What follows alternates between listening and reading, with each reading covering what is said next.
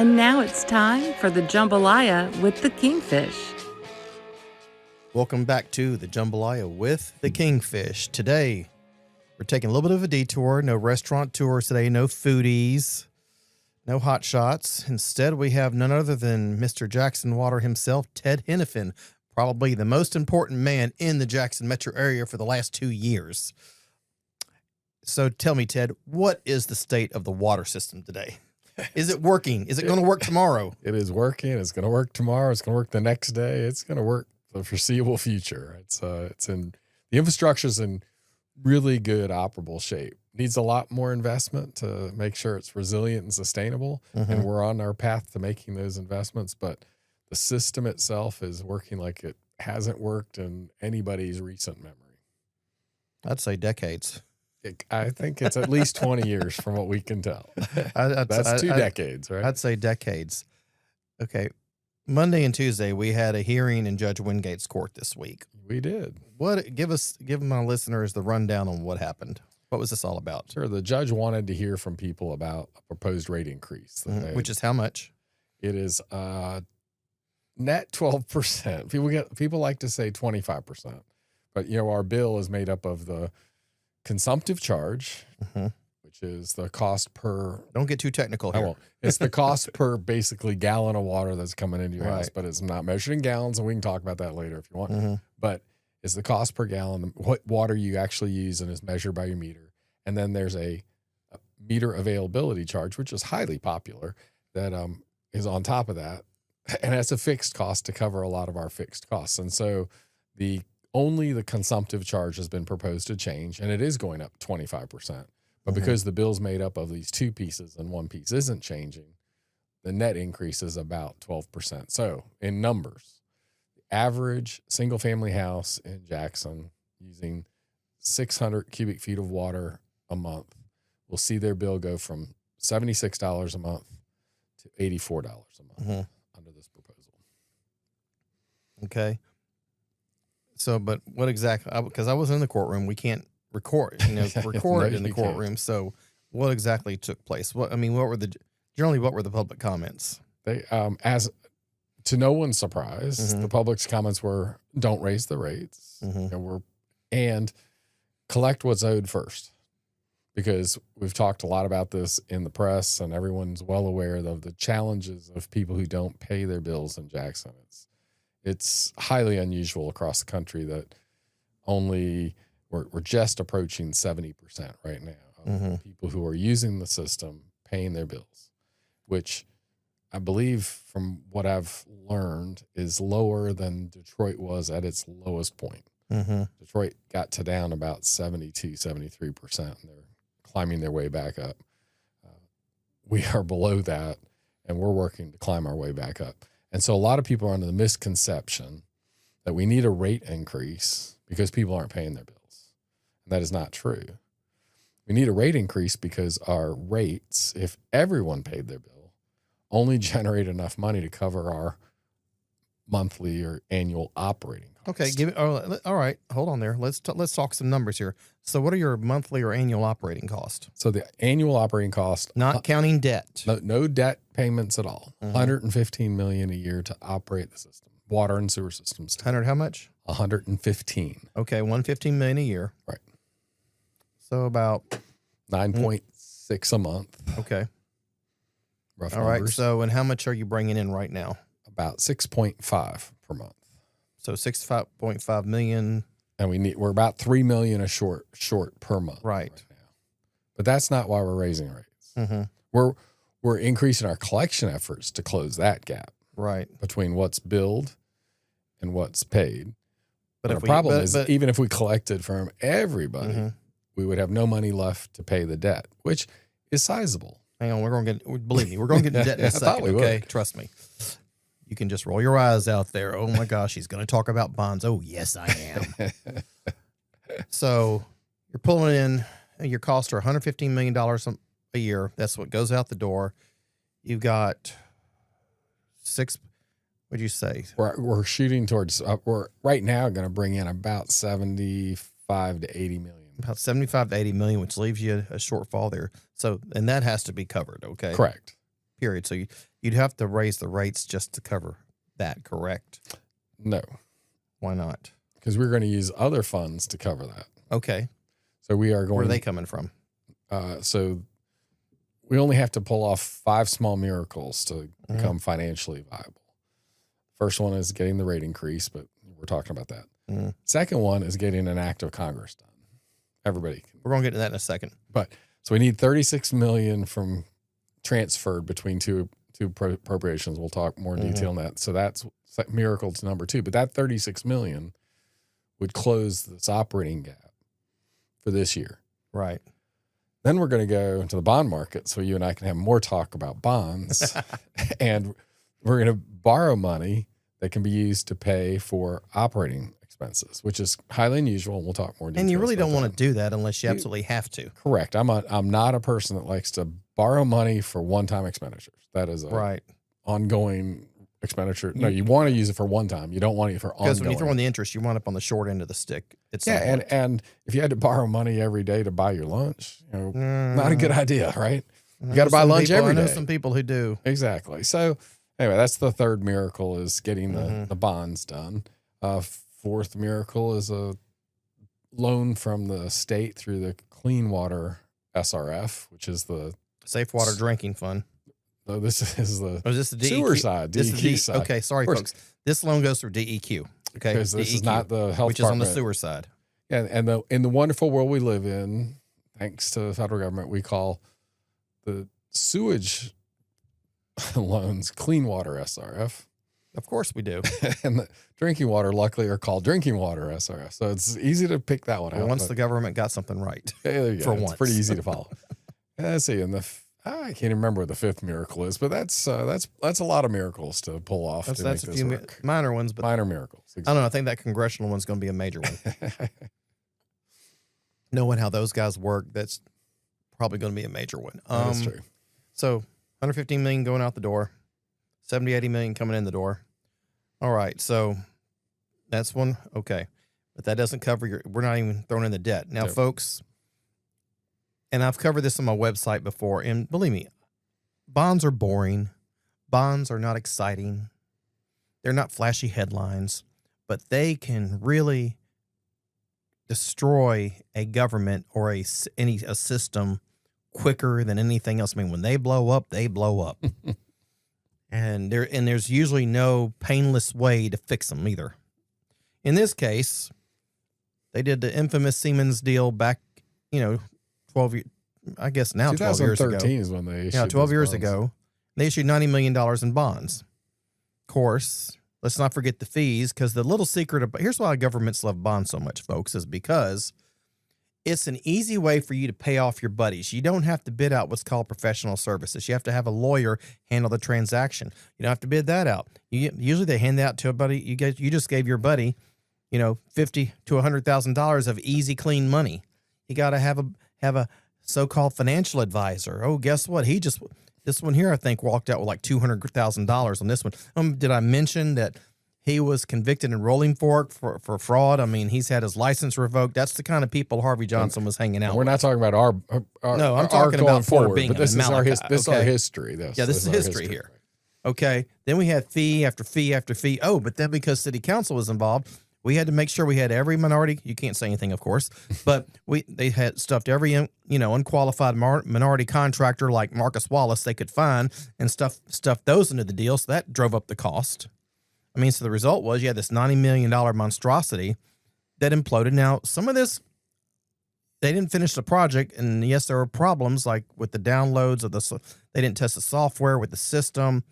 But one thing I think also that hurt was one certain Ward 3 councilman, we all know who I mean by that, he actually got the council to vote to stop them from working anymore on the project when it was like at 90% completion. So they actually could not, I think Pete Perry was pointing this out to me yesterday, they could not go back and fix the problems that they had back then, which just cascaded upon itself. Then the rest of the problems are all known. So, but that was $90 million in bonds. Now, however, folks, this is not just $90 million in bonds. Here, and Mr. Henifin here was questioning where the Siemens money settlement go because, and yes, I'm not trying to talk over him here. I'm just trying to bring you guys, up to speed a little bit here. Is the Mayor Lumumba, they sued Siemens to settle. I mean, not to settle, but to recover. So Siemens settled with them for $90 million, which is the amount of the bonds. The only problem with that is, folks, you have what's called interest. Just think about it. You all have houses. You bought houses before. And you get them on usually 15 or 30-year notes. And this is why everybody tells you get it on a 15 or 10 if you can. Or double up and pay your note whenever possible. Because if you go look at your payment schedule, you'll notice that your interest is usually that you pay is twice the amount of the principal. Okay. It's no different than bonds. So when you hear bonds, just think house note. It's all borrowing. Okay. Nothing complicated about this when you look at it a certain way. So you've got, what was the interest on these bonds? It's running around 5%, I believe. No. I mean, what you actually pay out over the life of the bonds. So the total amount of interest? Yeah, total. I don't have that number. I think it was like 120 million or so. I think it was like 113 or something like that. It would be. It was well over $100 million. It would be more than, it's definitely more than the principal. That $90 million to pay back is really going to cost you over $180 million to pay back. Correct. See the problem here, folks? This is what you call, and that's just bonds, but this is what happened. So they got the $90 million in settlement from Siemens. Well, because you got it on contingency, and he hired his friends from Birmingham to do it, and Barry Howard, and whose brother was a city attorney, and he also hired another local guy, Winston Thompson. Now, these two local guys, folks, have no clue about environmental law. Okay, they're just the local guys. Okay, they get some of the vig too. Okay, but they're the local guys. They have nothing to do. And he's doing the same thing on Gold Coast, but that's about to come to a stop. But so Birmingham comes in there, and they're the environmental guys. They could have used Butler Snow. They do their bond work for him, and John Bernini's a very capable environmental lawyer. Nah, nope, $30 million. I mean, 30% contingency. That's what it was. So $30 million went to the lawyers. Whether or not it stayed with the lawyers, well, you folks can think about that for yourselves, all right? And you can't say anything, of course. I don't know anything. Yeah, I don't know anything. I know nothing. I wasn't here. Only thing missing from him right now is a little mustache, Was not here. Anyway. I know nothing. Exactly. Some people were saying that in court this week too, but not in the same manner. But so 30 million went to, now from what I can tell, 14 million of that went into the water sewer system that I've reported to I think 21 or so or 20 to shore it up. I mean, it's the 1 year it showed break even. It broke even, but when you look in the numbers, it was because 15 million came from the Siemens money. Okay. So the rest of the money, where did it go? Good question. I'm asking. The judge asked me. I don't know where it went. He asked me, have I ever seen where the money went? I've not seen any documentation about where the money went. I need to go look in the council minutes because I'm pretty sure that they would have had to approve it somewhere. It had to go somewhere. Yeah, it was in my research in the past performance of the water utility. I did see 1 year where it went in. Right. That's the 14 million I'm talking about. I saw the settlement go in, and then a bunch of the stuff came out. Right. Don't know where it all went. So on paper, at one point, it looked like it all went into the water system. And just think, folks, if we'd have taken that 90 million, we'd have gotten a local law firm. Okay, we pay 1 million, maybe 2 million in fees. Okay, we pay that. We still got, let's just say $85 million of settlement left. You know what? We could have wiped out almost all that bond. And here's the thing. We also would have saved ourselves over another $100 million in interest. Think about that, folks. $100 million could have been saved and put back into the system. I mean, money that is going to pay for it now could have been redirected back into the system. Am I wrong here? No, you're absolutely. Well, it could have done anything, but ideally, from someone who's downstream of all this, years later looking back, it would have been great to pay that down or off because the system really didn't benefit from the $90 million. No, it didn't. Siemens, we don't have any working Siemens meters. It never worked. They did I think they did a little infrastructure work in the sewer and water side, but that's been hard to track down. So the $90 million investment that we're paying for, that the debt is being paid for by our ratepayers, our current ratepayers. Let's just call it the $90 million investment. Is because that's what it is. It has provided nothing. Yeah.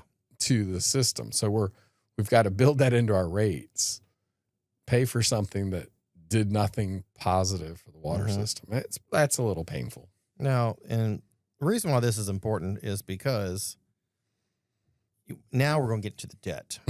What's crippling, I think, in your opinion, is crippling the water system, right? I believe it's a big piece of it, yes, from a financial standpoint. Explain. So the outstanding debt at the moment, the value of the debt that sits out there, and going back to your comment about this is the principal, not the interest. There's $148 million outstanding as of January 1st. And that's really in 4 major series of bonds that were issued. 2011, there were 2. 2012, there were 2. And then the one we're talking about is called Series 2013. I think the 11s are almost paid off. And this is the big one, because when you think the others were much smaller. No, but one of those 11, I think it ended last year, but it ballooned to like $6 million a year the last couple of years. It was a balloon deal. Yeah, and there's an A and a B, and one of them still alive. They were, the crazy thing is, I'm sorry, folks, no offense, but we took it up the ass on that one. I'm sorry. I've covered it repeatedly, but yeah. But as you've talked about, the other piece of this is almost all that was just refinanced and refinanced and refinanced. And so it goes back to debt that was issued originally in 1993. Really? And so when the general bond resolution was passed by the city council, which guides everything we do around the debt, is still this document that was agreed to in 1993. And that was a refunding of existing water and sewer. How big? I don't know what the dollar value was at that point in time, but yeah, that was a continual refunding, similar to our friends in, say, Jefferson County, Alabama. I think who was it? Cleveland or Cincinnati? I think Cleveland that actually got in that trap where they had the same bond issue they've been refinancing for like 30 years or 40 years or so, and the interest. And here's the thing that folks need to realize is the interest cost are what really kill you, because you're just paying so much. When 93, if it was a 93, we're probably paying 3-4 times and it would or more in interest. Well, it's been refunded since then again and again. But so, and each time you refund, go back to your earlier comments, the cost of issuance is there. So all those people that get which paid, is never bid out, that all those people that get paid to issue the bonds, that cost is the same whether you're basically getting new bonds and new money or you're refunding the old money. So all those costs are there. And so the only people benefiting from churning that are remember those lawyer friends I told you about? Remember those financial advisor friends? Yeah, I think it's in their best interest to continuously refund bonds. Oh yeah. Used to be, I think after 08, all the financial crisis stuff, Congress finally changed the rules where the financial advisors can't, I think, get paid off the sale of the bonds anymore. They have to get charged. So now, before they would always recommend, because they were going to get paid a lot more money. Just like the appraisers would always give you the value you wanted on a house. This house only worth $200,000, but I need $400,000 to borrow this much money. Okay. Why? Because I'm not going to pay you unless you do. Okay, sure, no problems. Like I told you, folks, it's like the house, same thing. It's really not much different. Correct. So. Yeah, so the debt, going back to that, we got $148 million outstanding. A lot of money. We have to pay on the private bonds at $148. There's the debt services this year roughly $17 million. So you're going to pay $17 million a year to pay that down. Okay. As you said, on a very slow pace. Very slow. First ones of that 4 group will be paid off in 2034. The next group, the final group, would be paid off in 2040. So we're still talking about 15 years of significant payments to pay this off over that period of time. Now, it goes down a little bit as you pay it down, but it largely is just a shift from how much goes to principal, going to your earlier piece, to how much goes to interest. Early years, it's almost all interest. Final years, it's almost all principal, but it's still big number. And so that's the $17 million. And then going back to the 1993 general bond resolution, we made a deal, or the city council at the time said, we're covenanting, we're promising these bondholders that we will always have the rate set to generate enough money to cover our operating cost with enough left over to cover debt service times 1.2. Mm-hmm. So it's not that you just have to have the 17 million.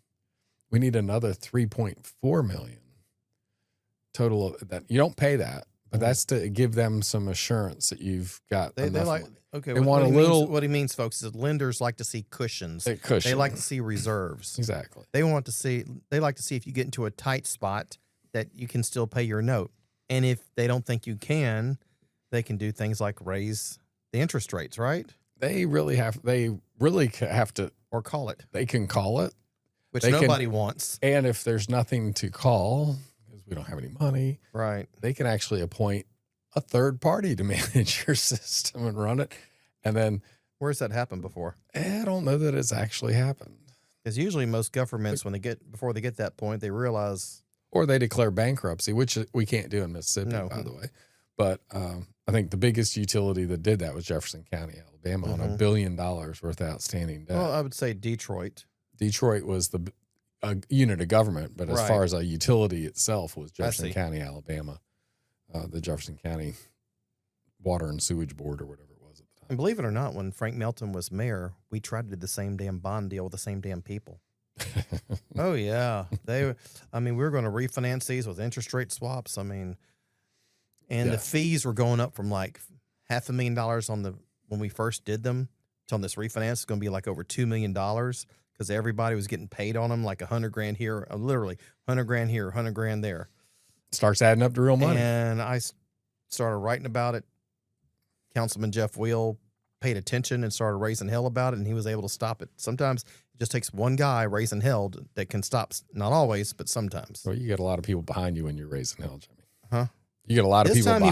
This time he wasn't. This time he wasn't. But a couple of business people like Leland Speed heard us talking about it on the radio, and me and Wheel, and he calls him up afterwards and says, okay, how do we stop this?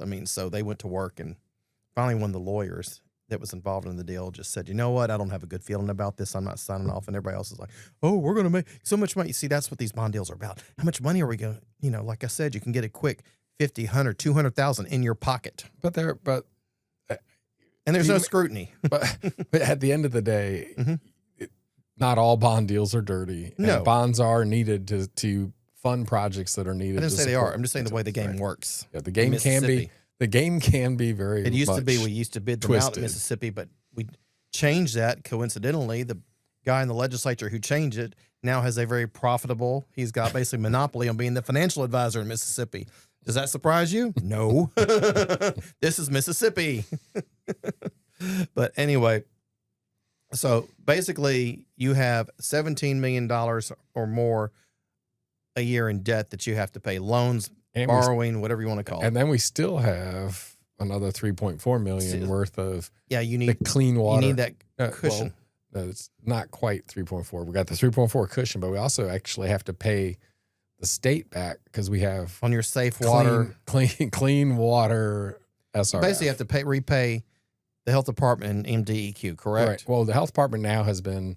We took some of the $450 million we got, and we owed $33 million outstanding on those, and we paid that off. So we don't have that debt anymore. Okay, we were able to pay that off. So how come we could use? Because here's part of the problem, folks, which is everybody says, "Oh, y'all got 600 million, 800 million, or whatever." But the problem is, remember, this was given by Congress, and whenever if it's either the executive branch or legislative branch giving out the money, they always put guidelines and conditions on there. You have to follow these rules. And if you don't, we can take the money back. Okay. And yes, that has happened before with governments that didn't play by the rules. And eventually they had to pay. And that's happened to Jackson too before, back when Yarber was mayor. He had to do something from an earlier grant had to be repaid for Ferris Street. So here in this case, Congress has not put into the appropriation this $800 million, $600 million that you can spend it on debt. It has to be spent for. Actually, we could spend out of the 450. So again, they came in two different pots. Right.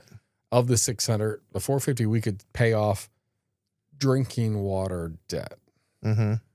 Our problem on the big debt is we don't have the records to show it was spent on drinking water eligible projects.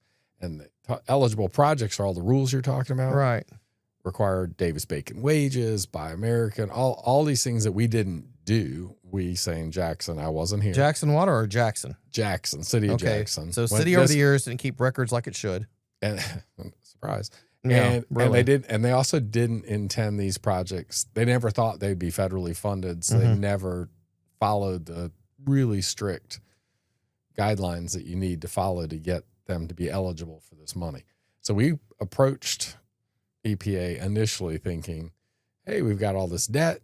You're giving us some money. This would help us long-term financially.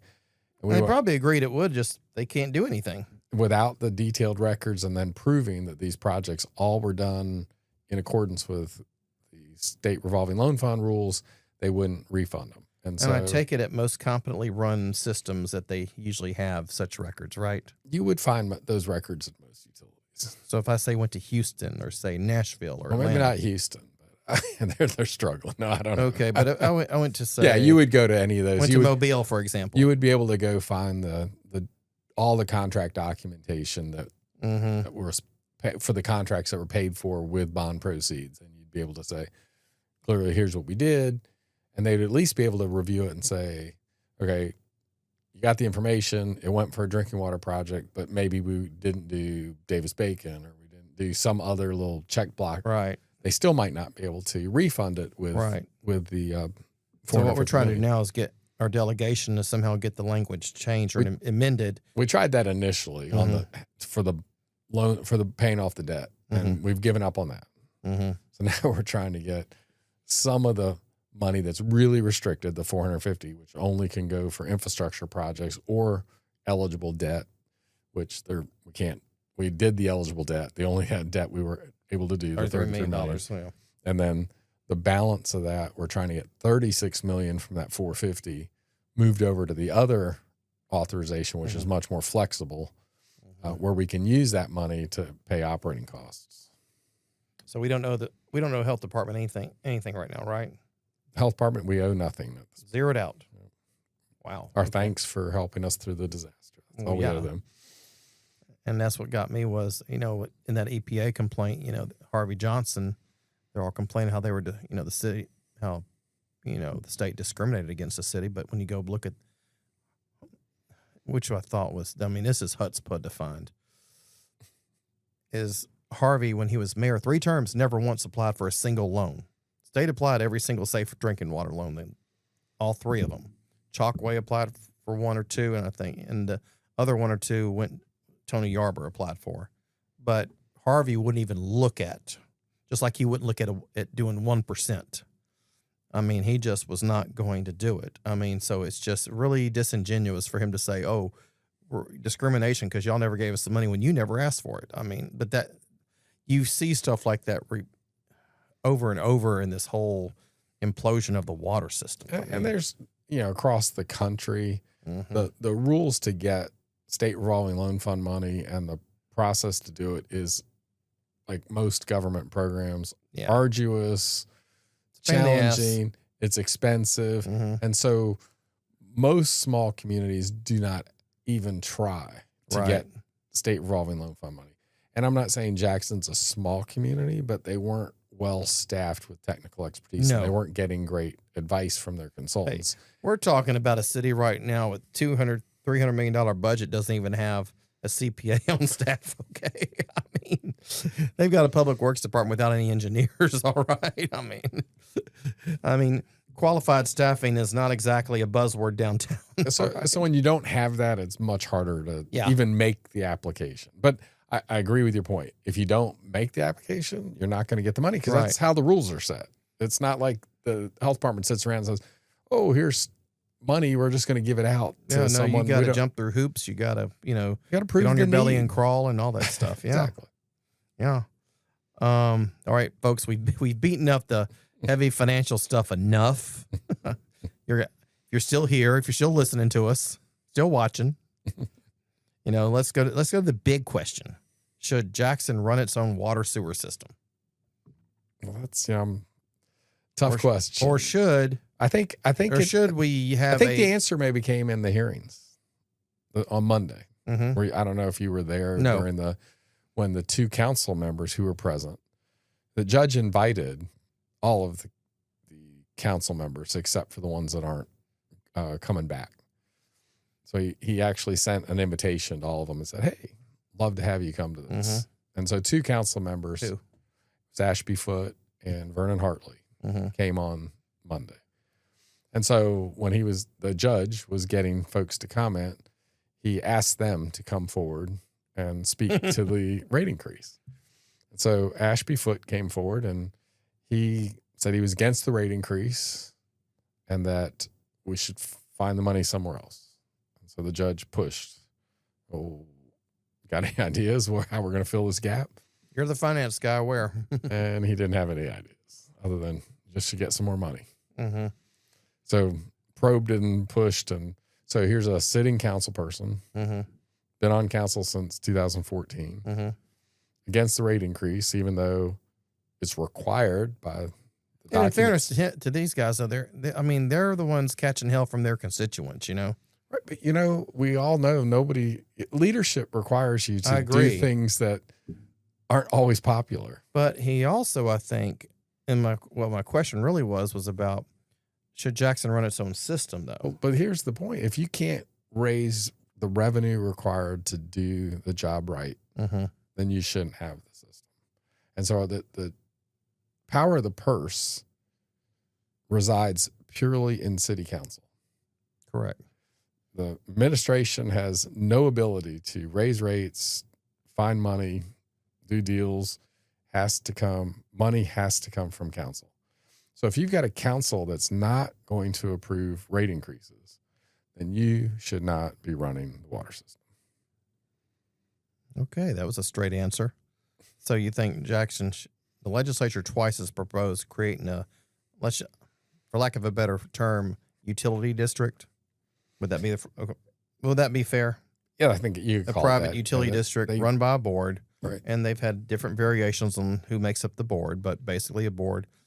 Now, you do have this around the country, right? Yeah, I worked for one for the last 15 years. And what city was that? This was a regional authority where it was a wastewater authority that covered all of southeastern Virginia, Hampton Mhm. Road Sanitation District. We served about 1.8 million people. About 20% of all Virginians sent us their shit every day. Literally. And y'all were run by a board, correct? We had a commission that was appointed by the governor, Mm-hmm. 8-member commission, and a 4-year term served at the pleasure of the governor. Only one governor in history ever wiped them out because, believe it or not, Jimmy, people aren't like standing in line to serve on a sewer board. I can't imagine why. They didn't get paid except $50 Yeah. for me going to a meeting.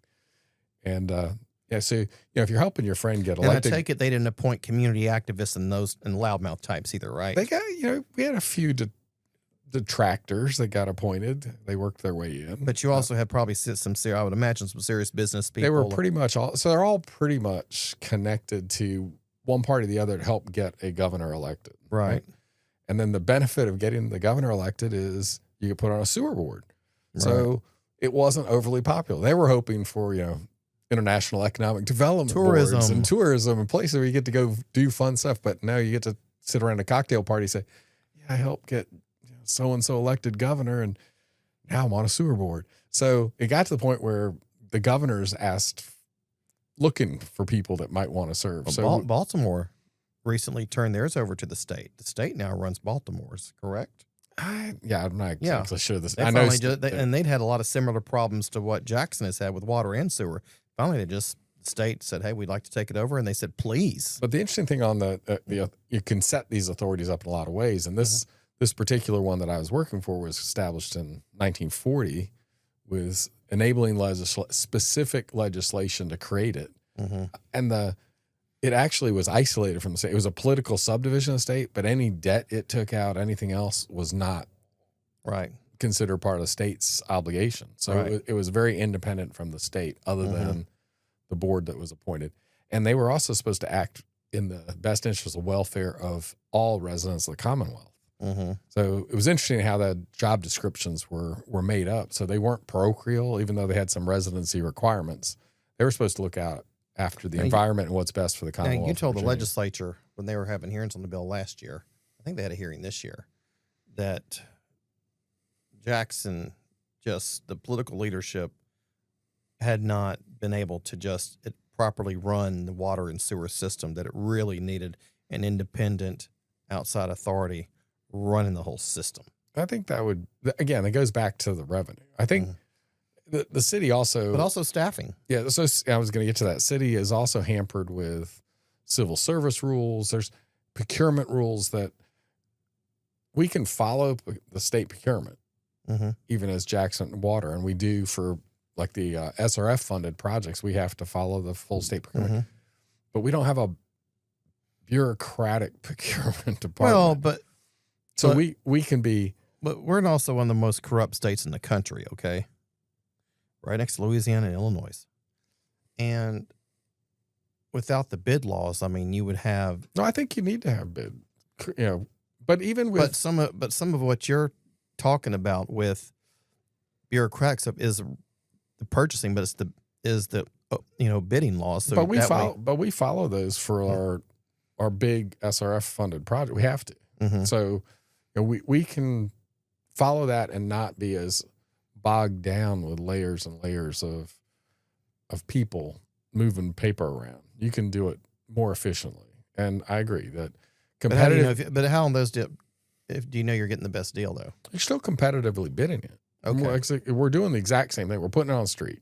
We just opened bids for. Okay, so y'all are bidding your projects on our SRF funded projects. Yes. So when I call them the Order of the Sisters of Rakia, but when Poor People's Assembly and all those groups show up in court and they're saying they need to be forced to do competitive bids, you're saying we already do it on some. We're not doing it on others. So it's a mix. What types of projects are you not doing it on? So we didn't do it on the operation and maintenance. The one they point at the most is the operation and maintenance of the plant. So that's a big contract to a national firm, Jacobs Engineering. But when we very reputable. In the middle of the disaster, we roll the clock back to September of 2022. We're trying to get the water plant running. There's no staff. There's nothing. There's people coming in from around the country to help out. And the health department's got the command of the disaster, and we're trying to figure out how to make this go forward. So the thought was, let's put a contract out and get someone to bid on running the plant. Of course, because the state and the city were so closely working well together, a city contract went out on the street, and the identical contract went out by the state. Advertised, received the proposals. They got none. City got none or state got none? Both of them got none. Wow. Why is that? Because nobody wanted to do this work. And so as we rolled towards the end of the federally declared disaster, it was looking like we weren't going to have anyone. We couldn't get once federal declared disaster ended, we couldn't get those teams of utility people that had come from across the country. That was tied to the federal disaster. So once the disaster was no longer in place, the declaration, those people couldn't come. So now we're down to, we have no maintenance people. We had one instrumentation person. We had basically the same problems we had before. The 5 operators it failed, that were working all the time. Literally. Yeah, and then we had a small contract that the state put in place with Hemp Hill Construction to provide some assistance with turn-in valves, and those guys aren't water plant people. No, they're construction people. And so looking forward, we're going to go right back to where we were in August if we didn't find someone to come help us. I called every contact I had across the country.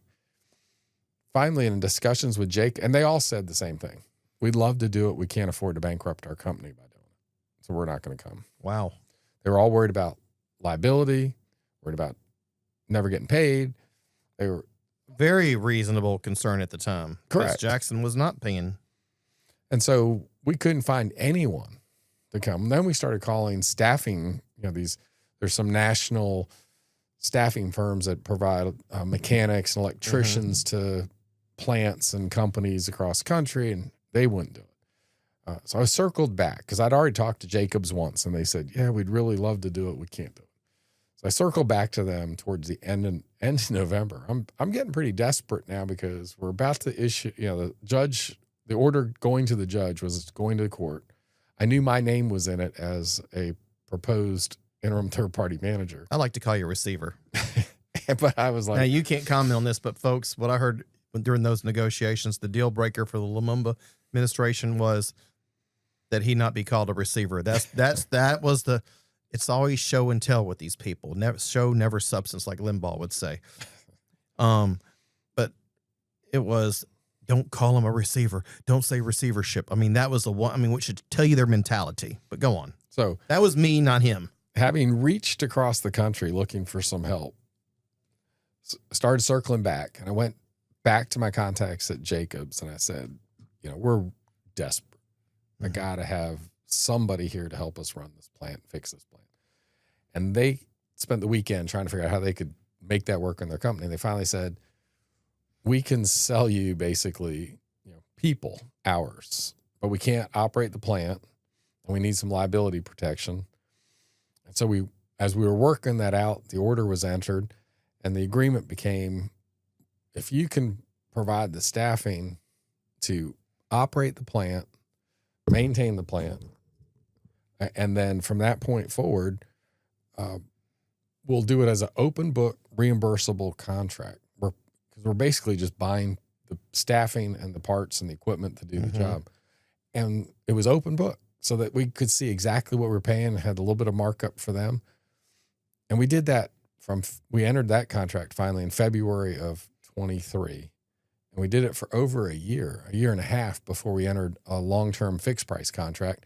And guess what? We based the prices on the open book contract. We knew that's how much it cost to operate. Already been out trying to find anyone else. No one else wanted to do it. Yeah. We got Jacobs here. They did a great job, and they had an open book contract. We knew what it was going to cost to do it. So why would we compete that at that point? Right. I mean, it's already been tried. I mean, yeah. So and Jacobs, was very reputable. One thing that impressed me was they hired back a lot of people. We had quite a few people who used to work in the water plant over the years and had left because, for whatever reasons, runoff, quit, whatever, fired when a new administration came in office, and they came back to work. But these were the people who knew how to cook. So there was no reason. Health department was not happy you hired away a couple of their people. I can tell you, a couple of their best. Yeah, they didn't like you that you took away Lenore from. But yeah, so there wasn't a way to compete that based on how that rolled out, and so. Yeah, get a lot of grief from our interveners about that wasn't competed. And we've made some early on in the emergency. We just said to pipe contractors, we had 5 or 6 different contractors locally. We just called them up, said, give us your hourly rates. We're going to put you to work, because we had to get those leaks fixed. We get things. And the good thing with that, we had comparative prices between multiple contractors. And if they were going to hit us hard on a price, we just hire them. We didn't do it, right? We just stopped giving them work. And one thing people need to realize is, and it's been covered some in the media, but when you first came in, and it's funny because the mayor at the time was saying, we just need to build another water plant. We need to build a new one. Well, first of all, O.B. Curtis, half of it was built in 92, completed in 92, 93. So it's only right at 30 years old, which is nothing for a water plant. We're not talking, unfortunately, now NFL stadiums have to be replaced every 20 years, okay? I mean, you're in public infrastructure. Okay, you've got to laugh when you see that. I mean, we saw Shea Stadium last forever. Okay, the Orange Bowl lasts forever. Then all of a sudden, every 20 years, man, they don't have the latest. Silver Dome. I mean, used to be. It wasn't that old. Oh no, we need a new one now. Then they would say the Palace, at Detroit is old. I mean, you're like, it's only 15 years old. I mean, well, we want nicer and nicer things in our stadiums. But 30 years for a water plant is nothing. And the other part was completed. The second half with the membrane was completed like in 07 when Melton was mayor. Correct. So it's not even 20 years old. No, we don't need it. My point is we didn't need a new water plant. What we had was new, but O.B. Curtis should have been able to handle our needs just fine. We didn't need 2 plants. Correct. If we were How much water we need to produce a day? about 20 million gallons. 20 million gallons. How many were they producing a day when you came in? About 60. 60. 3-1, folks. 3-1. They were producing 3 times as much water as what the city actually needed. Reason why is because It was going out of the pipes and cracks and breaks and leaks everywhere. including the one that was over in Colonial, 5 million gallons a day or so? 4 to 5 million? One of the ones the judge likes to talk about a lot, that big one in the old Colonial golf course, about 5 million gallons a day. So what you did was get to fixing leaks, and you hired a firm that came in there that specialized in detecting leaks, right? We've never succeeded and we're now finally back to where we're trying to get to the technology for detecting leaks. Everything we fixed up to this point was pretty easy to find. It's coming out of the ground.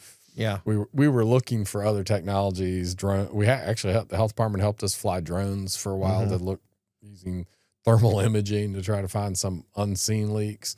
But we literally stumbled into most every big leak that was out there that's coming to the surface. We are using leak technology now to try to find the ones that aren't coming to the surface because we're down.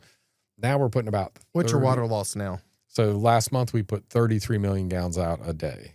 We need 20, so we're down to about 13 million gallons. Still significant, way more than needs to be. About 40%, 30%. Still way too high. Yeah, but better than 60 compared to where we were at 60, and at the low 30s.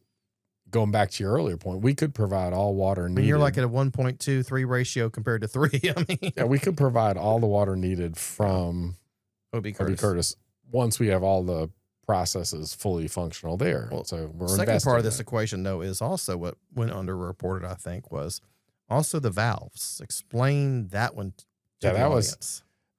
That was seemed a bit. How many were turned off? So I think we've ended up with over 1,000 valves that were closed that should have been open.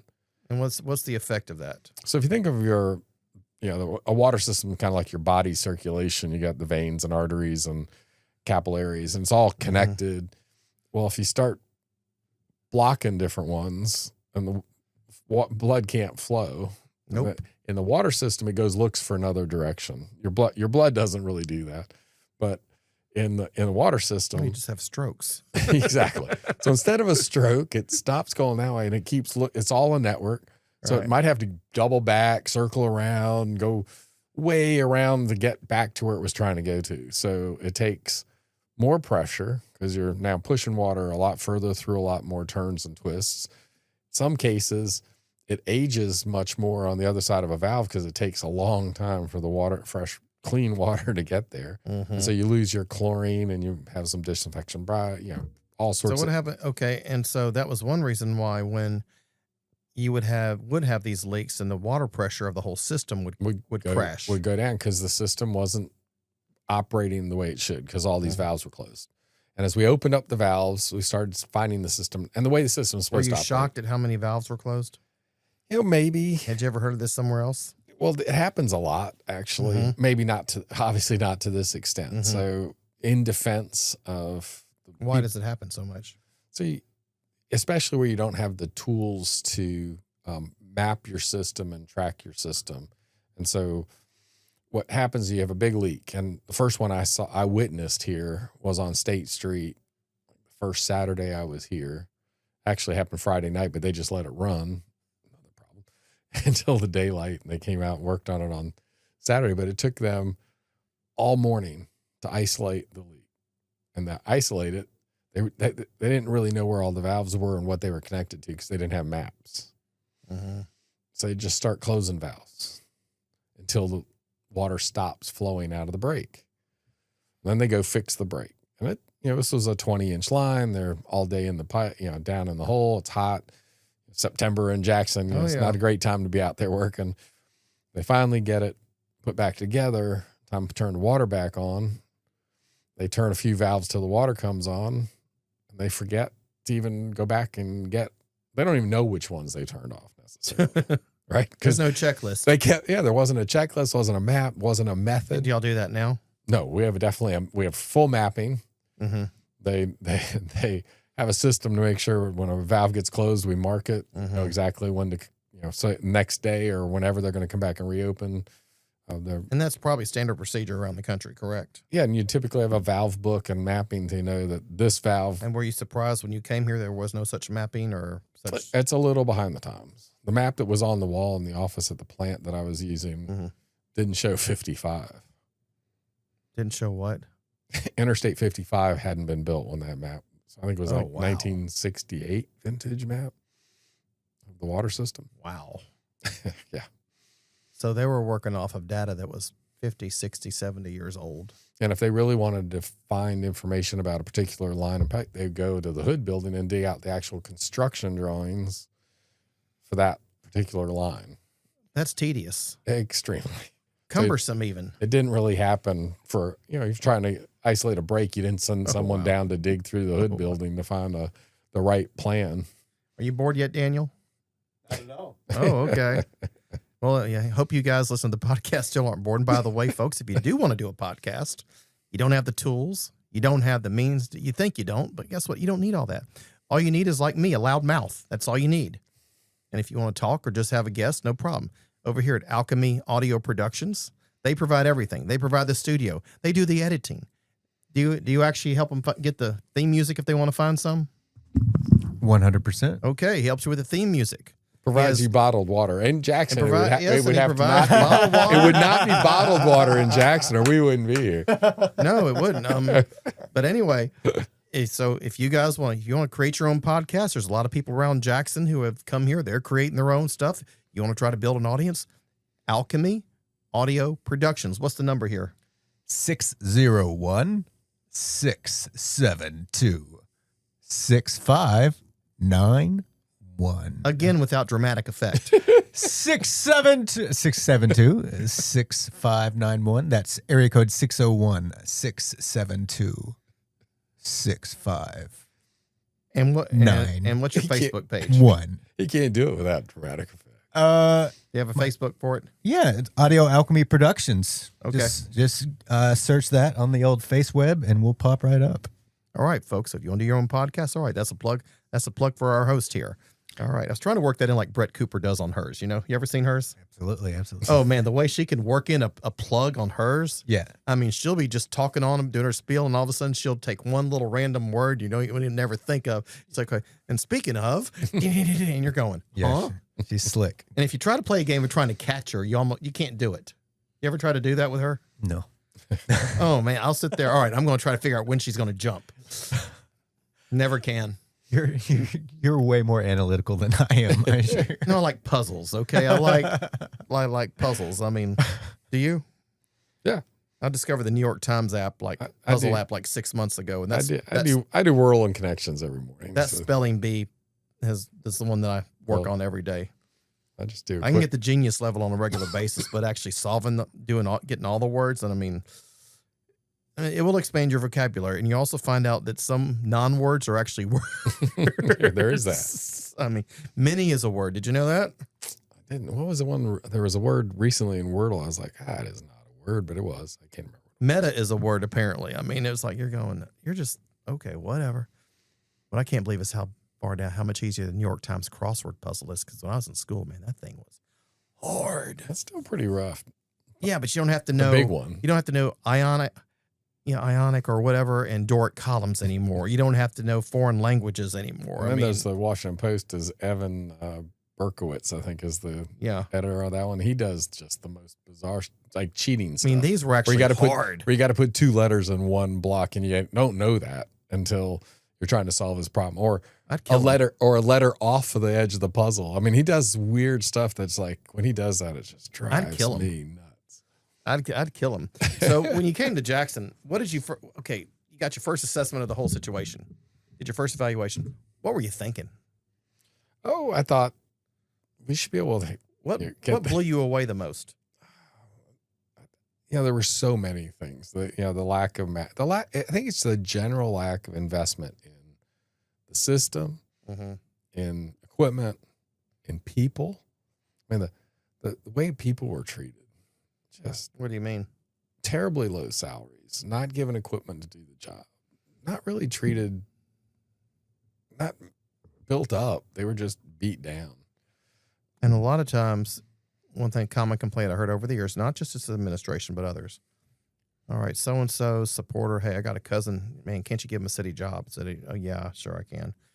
And then they were too damn stupid or incompetent to do a job anywhere else, so they would just stick them over in public works. I mean, I heard that story over and over and over. I spent my whole career in the public sector, and, it's a challenge to make sure that folks have the tools and equipment to do the job, and then to help build them up and make them see that they're part of something bigger than themselves. And a lot of people in public service do it for that reason. And there's the whole stability thing, and you get a pension, but you're not going to get paid real well, but you should be paid competitively. Here's how bad it was, okay? Here's where the priorities were, okay? I didn't open records requests on the current administration's the salaries in the mayor's office, all right? At the time, they were paying remember we were short Class A water operators at the plants. Seriously. That's what we really needed to run them, folks. Correct. Class A operators. We can't find any. We can't hire anybody. They were only paying them like $29,000 a year, a really low amount. And by the way, they needed them so bad, but yet they weren't posted on the city website. I mean, par for the course. But they were paying their Facebook guy $41,000 a year. That's what I mean when I say their Facebook people were more important than people actually doing the water. That should tell you what priorities are here. So that was, that was one of the bigger surprises, was how beat down the workforce was, how underpaid they seemed to be. And at some point you give up. If you don't have equipment to do the job, I'm a believer that everyone starts out coming to do their best job every day. And then the system they're in can either build them up and help them succeed, or it can beat them down. And if you come to work every day and there's no equipment or no working equipment because no one's buying anything, and you don't have another little thing. And when it imploded in August, a friend of mine had a company was working out there after governor brought everybody in. They were coming across just sheds and a bunch of parts and equipment that had been ordered they'd had for years, and they had just never installed them or done the maintenance. And we found so, at O.B. Curtis, I finally called. I reached back to my former utility, the one I was talking about earlier, Hampton Road Sanitation District. I knew we had a couple guys there that could clean and organize. And so there was a shed, a big metal building at O.B. Curtis. Yeah, I heard about the shed. Stuff was just poured. Just piled in there. They had no idea what was in there. So I brought these two guys down from Virginia for 2 weeks, and they cleaned it all out. We threw out a bunch of stuff because there was stuff in there that was new in crates that no longer the equipment was obsolete, was gone. It wasn't even at the plant anymore. The piece of equipment that it would have helped repair was no longer there. Obsolete. Right. And so there was all sorts of stuff like that, and then other stuff that had been ordered multiple times and no one knew it was there and could be ordered again. Used. Yeah, exactly. So you'd have like 20 gonculators. It was just a mess. But we got one gonculator. You got 20 of them. We got that cleaned out at some point finally. And then all the maintenance manuals were just. Then I also heard about the parts that were, if they'd done their maintenance, would have lasted 10, 15, 20 years, lasted 2 because no maintenance was done on them whatsoever. Again, they didn't have people, they didn't have equipment. It was self-defeating. And I think the biggest surprise was that. No one had invested in anything. So what's your reaction when you hear the mayor criticize you and Jackson Water and say, well, if I'd have gotten $800 million, I would have gotten some things done too. What's your reaction? The money, without a doubt, having some resources helps. But it takes putting a team together. It takes making sure that you've got the right people doing the right jobs. There's more to it than just money. And, right. A lot of 5-star quarterbacks have been ruined in college, right? Didn't make it to the pros, right? Yeah. So we've been able to put together an amazing team. The few city employees that are working for Jackson Water are just wonderful, great, hardworking people, and they're the same people. In a different environment with different culture built around them, and it's amazing. It's not just because they're getting paid. They're getting paid more. No, they are, and they did great work despite the system they were in when they were with the city. Yeah. So the some of that, the criticism I don't even listen to. I'm down here to do the job for the judge. We're going to do what we need to do to make it happen. I hear the noise, but what I hear more when I'm in the community is people thanking us for what we're doing and for getting the water back. And that's that's all we need. Wow. What do you say when, and you know who I'm talking about, when they start griping, he's getting paid $400,000 a year, but there's some qualifications to that. There are, like, I pay every bit of my expenses. So you're having to keep two households up, right? I'm making less money today, net, real money, just money I can spend than I did when I retired from my previous job. Because you're having to keep up two households, right? Yep. So I pay for my household here. I've got my home in Virginia still. Right. I've got to pay all my travel costs back and forth. Right. Which is not cheap to fly. And of course, I don't fly cheap because I'm old and I don't want to sit in a scrunched up seat. So I pay a premium for most of the flights I take. Right. I change them all the time because I'll have something set up and the judge will call a hearing or we'll have to do this. Yeah. And so I'm changing. I'm on the American Airlines. Hear that, Mr. site. Barksdale? You want to do your civic duty? You want to help Jackson so much? Why don't you why don't you let him have your private jet a couple of times? Come on. I'm thankful for COVID and what it did to the flying industry, because the no change fee, I'd be broke if I had to pay change fees every time. That was one of the best things came out of COVID. But you also have to pay, all your expenses out of that, health insurance, everything. Yeah, everything comes out of there. And so, the net is not huge. And, but, it's. What do you think? Okay, Jackson, we're about to get a new administration. They don't have a public works director. We do. No, it's this chief administrative officer doubling up as public works. But great guy, really doesn't have. And y'all meet on a regular basis, right? Weekly. Y'all meet weekly. So when they say we don't talk, they don't talk to us, that's not true, right? That is correct. Y'all I used to meet for breakfast every week. I did. Y'all still do that? No, because I was with my travel schedule. Oh, I see. I would miss some Tuesday mornings. That was set up. So we would skip a Tuesday here or there as I was out of town or traveling. And the city complained that I wasn't making every week.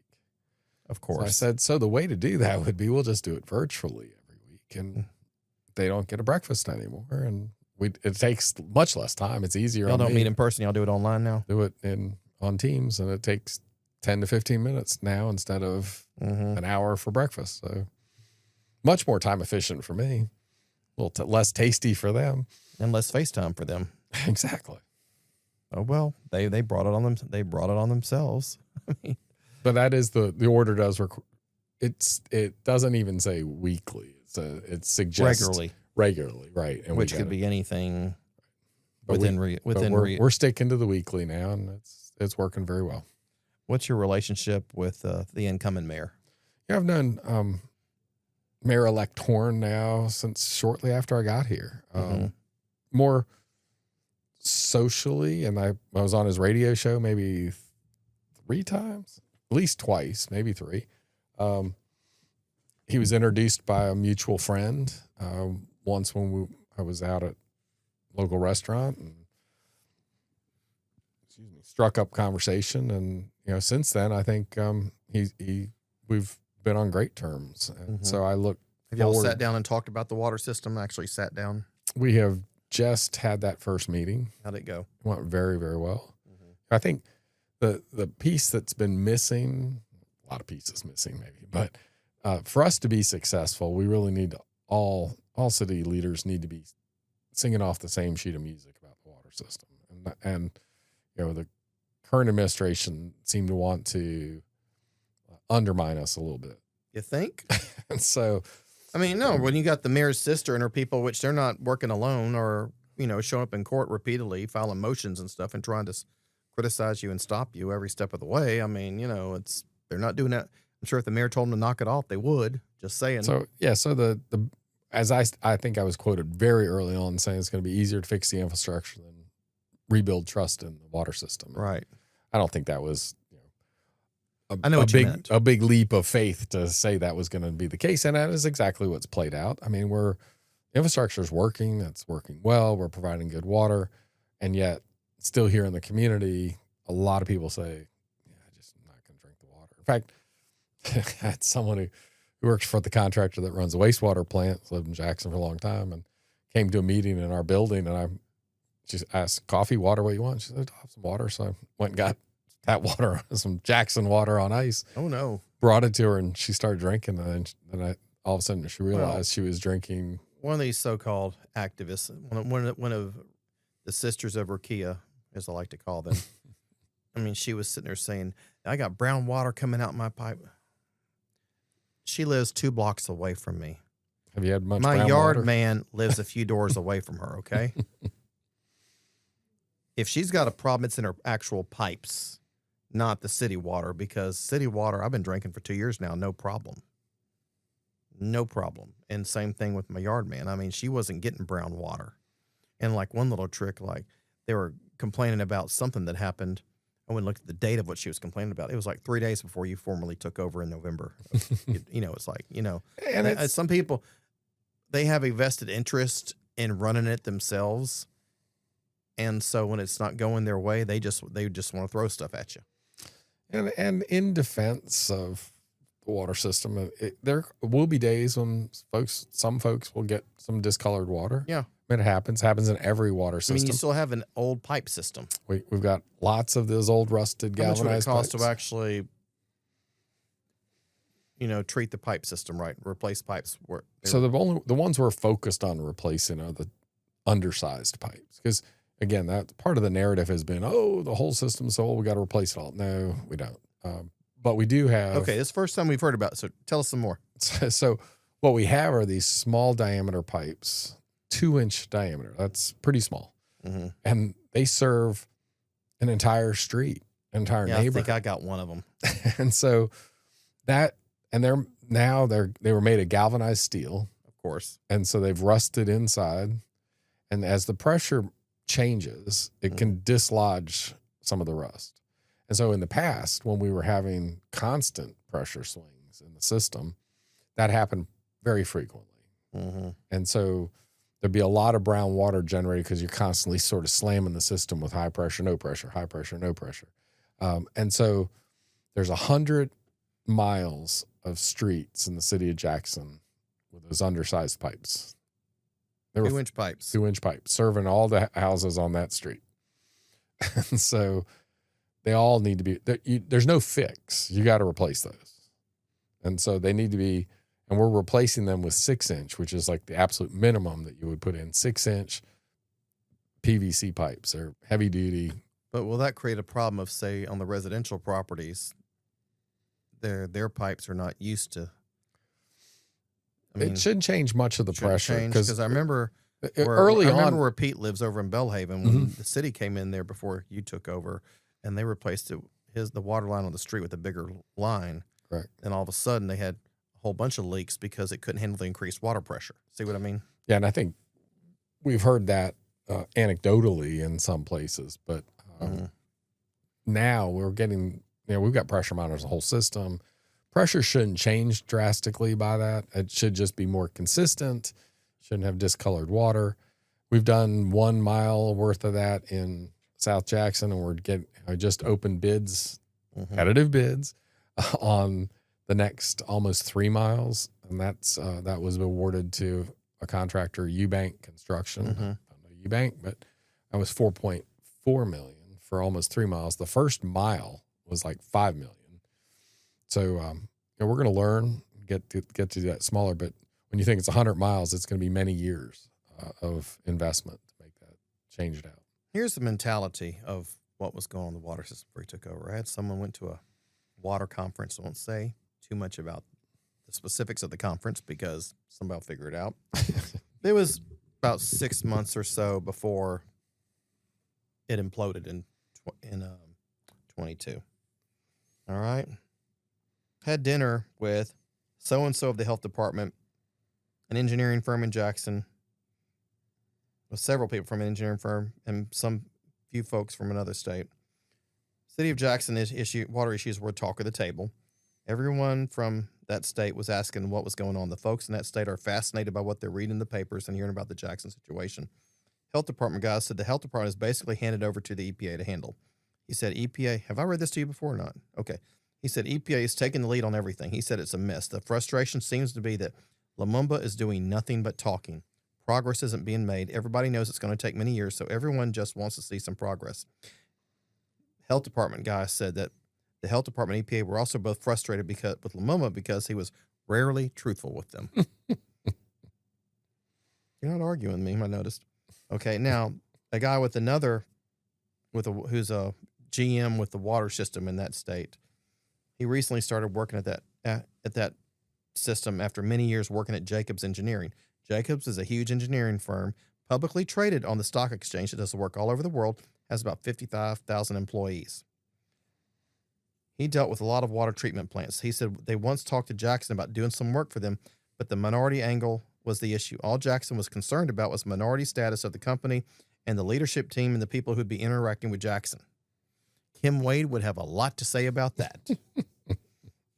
He said that was all they cared about. They didn't want to hear about other treatment plants they designed or help rehab. They didn't want to hear about a plan of action and how to implement it. They didn't want to hear about similar situations in similar cities and how they had helped them through it. They were only interested in skin color of the people involved. He said it was the most frustrating meeting of his life. But it gets even better. And I'm going to name some names here. Maurika McKenzie of Cornerstone Engineering in Clinton showed up Friday morning. He was supposed to come to a morning session for a small committee he's on. He really tried to lobby a few people from Birmingham Waterworks with his epic tales of how he was personally curing Jackson's problems. 6 months later, did they seem solved or cured? He was telling them about winterizing the plant and how the racist media is making this situation sound far worse than it really is. Remember, this is 6 months before the water plant crashed. He would love to get some engineering work from another utilities board, so he is working it really hard. He even suggested that the American Waterworks Association should give out, are you ready for this? If you want to laugh, you can, by the way, including you, Daniel. He even suggested that the American Waterworks Association should give out an award for, quote, most improved water system, unquote. Any comment over there? No. You sure? Okay. I got a pretty good idea what you're thinking of. Okay. Now you're familiar with the organization, of course, yes. And they give out an operator of the year, water distribution system of the year, and water treatment plant of the year, etc. The frustrating thing, and that the consensus at that dinner, is that there were many that really want to help Jackson. The health department wants to help, but Jackson just won't do what they're supposed to do, and they're not truthful. My personal dealing with the health department has always been they would rather help you get compliant than attempt to punish you for being non-compliant. And that's true of a lot of government agencies. Yes. And MDEQ is that way. And there are engineering firms that could work through this with Jackson, but Jackson doesn't want to let some firm with experience in these issues take control and lead them through it. I think it's because Jackson wants to keep control to be sure money goes to certain vendors, subcontractors, consultants, etc. If Jackson allows someone else to lead the way, their cronies get cut out of the deal. Comment? Evidence points that way. One thing he was saying about, let me see here, where was it? I mean, I'd heard some of this before, but not to this detail. This was 6 months before the water plant crashed, and pretty much called it. And if you'd read the EPA order, I mean, they pretty much spelled out how it was, how close it was to crashing, and and even if you read the EPA memoranda and stuff, I mean, they were still screaming in that summer before it crashed. I mean, hey, you've done nothing to fix any of this. I mean, it's unfortunate that it's happened here, and there's lots of reasons. City of Richmond, Virginia, the capital of Virginia, they've had similar issues over the last 6-8 months. And Baltimore's had them. And Baltimore's had it. Baltimore just said, "State, take it over, please." So, it's unfortunate. It all, to my point of view, it goes back to maybe the earlier point we made about city councils not having the spine to raise rates. And that's the problem with the water system being run with a political entity. And that's similar across the country. Yeah. Right. Almost every system is run, the majority of the systems. See, Baton Rouge, we didn't have that problem because, one, it's a well system, but number two is it's run by Baton Rouge Waterworks, which is not a city department. And yes, the city appoints people and stuff, right. But they're not directly. And I think you find most cases that works better because they tend to, if they're appointing people, they tend to. Mobile is a board. Right, they are. Mm-hmm. Mobile I think area St. water. Louis, their sewer system is. Yep. San Diego is. I mean, when you start looking around the country, folks, you're going to see Denver, water. utility districts. The main thing they differ on is who's the board making up the board. Sometimes it's all city council appointed. Sometimes it's all mayor. Right. County and city. I mean, Right. And I think in those cases, the disconnect is a elected politician's view of the world is, when do I go for reelection? And so they're looking 4 years ahead, and that's it. I think some of it is also racial, and here's what I mean by that. Not racism per se, like they like to say. What I mean is because of the racist stuff in the past in this state. And yeah, we're going back 50 years or more. The trust between that the blacks have towards the whites is, in a lot of corners, is still pretty low, and they don't want to listen to the whites. And this is me talking because Mr. Henifin really can't comment here. Doesn't want to. I'm saying. But my point is, though, they don't really trust the whites at all. And they're all about control.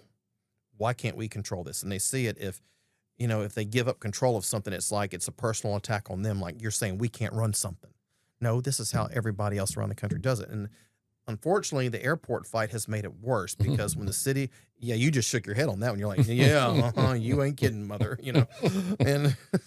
and so, but the city, when the state said, we're going to take the airport, and that's a whole nother conversation, folks. But when the state passed that law, now all of a sudden the state's trying to take over something that the city built that belongs to the city. And that just really galvanized the black community in Jackson. So then there was JPS. When the state board of education said, you're failing, we want to take you over. It didn't happen because of Phil Bryant, but that's, so they had that with the school system. Now here comes the water system, and here come the, okay, we need to take this away from y'all and blah, blah, blah. And guess what? I think that's driving some of it. Maybe. Some of the resistance. They don't want to see, I they think were just need the right leaders. It doesn't matter what skin color. But and see, I think maybe I prefer a water district because I'm looking at I know y'all want to hear him talk, but I'm going to talk for a second. we're gonna wrap up soon. Yeah, we're about to wrap up. But I'm talking about these problems started over multiple administrations. I mean, much as I love to criticize Chalkway because he makes it so easy, but guess what? I'd say probably 40-50% is his fault because the mismanagement of the finances, for example, bonds. I mean, but we were still making a profit, still have money in the bank. Then Harvey decided to go blow it up with the Siemens deal. And then the city council stopped him from fixing it. And then, okay, so here we go. We got this billing system that don't work, that just blows up the revenue. All right. Blew it up. You can go look at the charts. You'll see where it all starts to go down. 2014. So here comes Yarber and Lumumba. They do moratoriums on cutoffs. And everywhere you said I was watching you on a Zoom call one time before you took, when you first took over, and you were talking about how Cincinnati had gone this route, cutoff of moratoriums, moratorium on cutoff. Sorry, and almost all utilities do, and their unpaids just started going up. When you tell people don't pay, they don't. You don't have to pay. They don't pay. Right. Human nature. Took cash registers away from a grocery store. People would just go out the door. There you go. Put a little honor box which up. Some of these clowns around the Sisters of Rukia probably would think that you should do anyway. But anyway, my point being though is, so then you told people you don't have to pay. So now you're really depriving the system of revenue, what revenue you do have coming in, and you can see the collection rates. They just keep going down. And so then you have the mayor come in. Then you have, okay, they run off certain people. People don't work there. They cover up EPA orders. I mean, they don't hire people for whatever reason. They're not buying chemicals. They're running out of money. They don't spend money on stuff. I mean, I'm seeing this over successive political administrations. And to me, John Horn can come in and do everything right. Okay, everything right. And what do you do when you get someone in? Because I don't think he's going to run in 4 years for re-election. He'll be 74, 75 then.